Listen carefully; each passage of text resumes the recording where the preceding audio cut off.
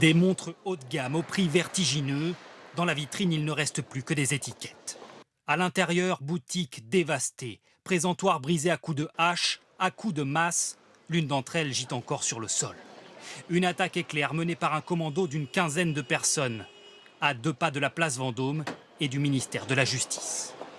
Sur cette vidéo amateur tournée au moment du braquage, on distingue un homme qui fait le guet en bas à gauche. De part et d'autre de la rue, des fumigènes ont été disposés pour stopper la circulation. Les autres braqueurs sortent alors dans la précipitation, les bras chargés de montres.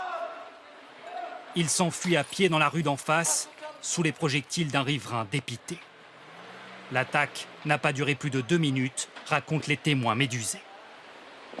J'ai vu une dizaine d'hommes sortir cagoulés, armés.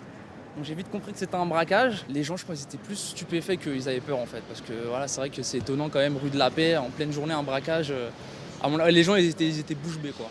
Pas de blessés chez les employés et un butin qui tourne autour du million d'euros. Au départ, ce sont 2 hommes en costume, chapeau de dandy sur la tête, qui entrent dans la boutique. On les aperçoit ici au moment de leur fuite.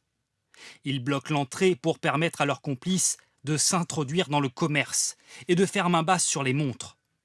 2 d'entre eux, originaires des pays de l'Est, n'iront pas très loin, arrêtés à quelques centaines de mètres de là par des policiers surpris par un mode opératoire inhabituel. Le fait est que le mode opératoire semble nouveau. Un groupe aussi important, structuré, avec une stratégie apparemment bien rodée, qui avait repéré les lieux auparavant, oui, c'est quelque chose d'assez nouveau.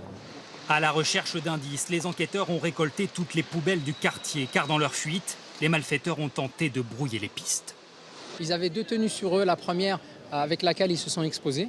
Voilà. Et dans leur fuite, ils sont déshabillés. Dans ce quartier, un des plus chics de Paris, c'est le 2e braquage en moins d'1 mois.